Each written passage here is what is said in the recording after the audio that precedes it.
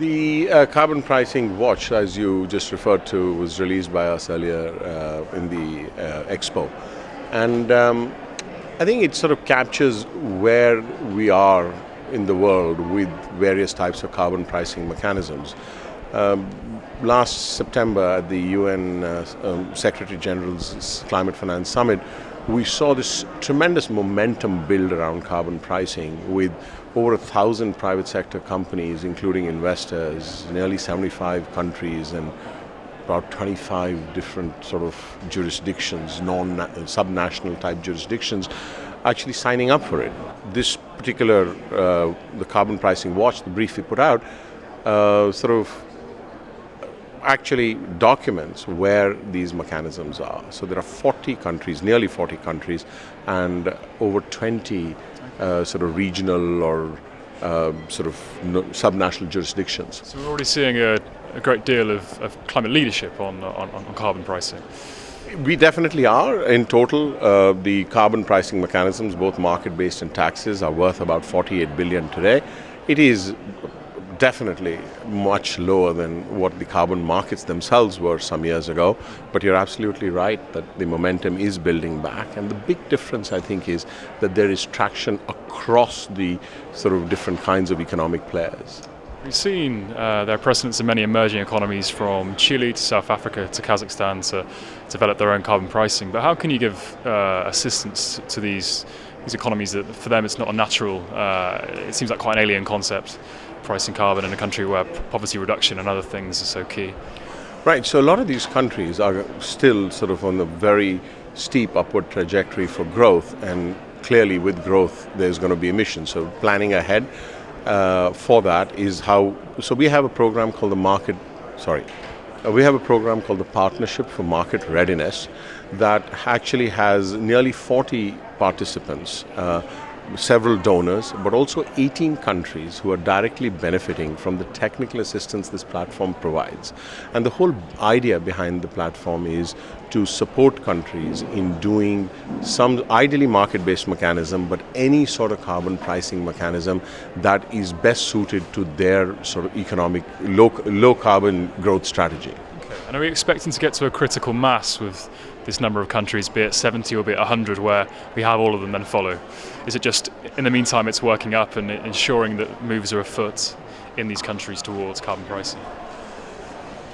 It's a good question. I think the important thing here is. Can we start again? Sure. Let me get an answer formulated before I actually do that. Can you repeat your question? Sure, no, of course. So would you now say we are approaching a critical mass of countries that are adopting some elements of some carbon initiative, be it 70 countries or 100? But in the interim, we're not there yet. So what can the World Bank do to kind of plant the seed in countries which haven't yet considered such initiatives?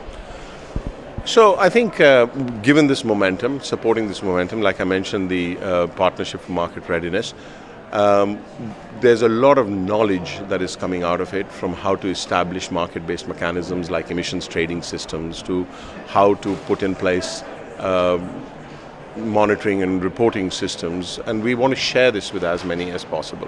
We also want to be able to do something with the countries who are actually putting in place these carbon pricing mechanisms. These are going to result in greenhouse gases, which are sort of the results we're all looking for.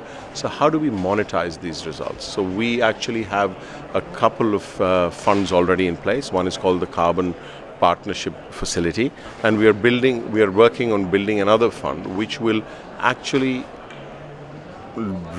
monetize these outcomes, help these countries in the absence of a formal carbon market.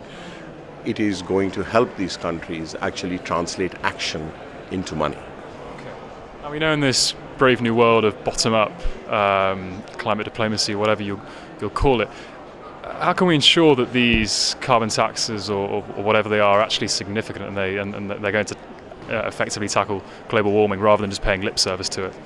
So I think you've hit upon the biggest issue around this bottom-up approach. I think the bottom-up approach is in fact good, which is a lot of where we are headed into Paris with. And the reason is this allows countries to do what is best for them as they see it. Hence, I guess, the nationally determined contributions. But what you're going to end up with is a very fragmented, heterogeneous sort of a marketplace, if we can even call it that, because every country is going to have its own approach to pricing carbon, and even the market-based mechanisms are going to look very different. So we have this open source type platform where we are trying to actually look ahead to see how do you bring some level of fungibility in these markets? How do you create the liquidity that will be needed in order for finance to flow to the low carbon investments? It's called the Network Carbon Markets Initiative, and it's collaborating across the spectrum with civil society, with financial institutions, with rating agencies, as well as academia, to see what the institutions and services, what kind of institutions and services would be needed for a future market where you could then have a predictable and robust international sort of market. Okay. And just finally, looking ahead to this Crunch Paris Summit at the end of the year, currently with the negotiating text at around 90 pages, I think carbon pricing is mentioned just once or twice. But how can we ensure that when this is whittled down, it remains? Given what's riding on this Paris summit and the fact that carbon pricing is such a core plank of the UN FCCC strategy?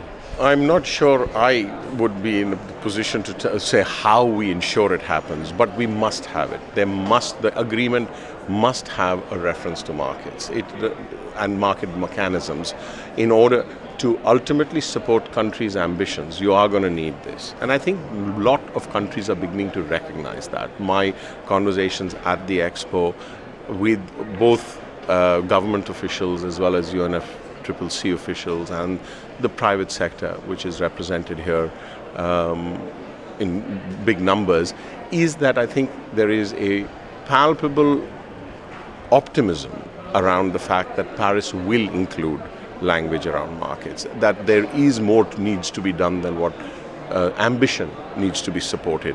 And that's going to be very difficult to do without markets. Now, we don't need all the rules laid out in Paris. In fact, I think we shouldn't have rules laid out in Paris, but that can follow very quickly.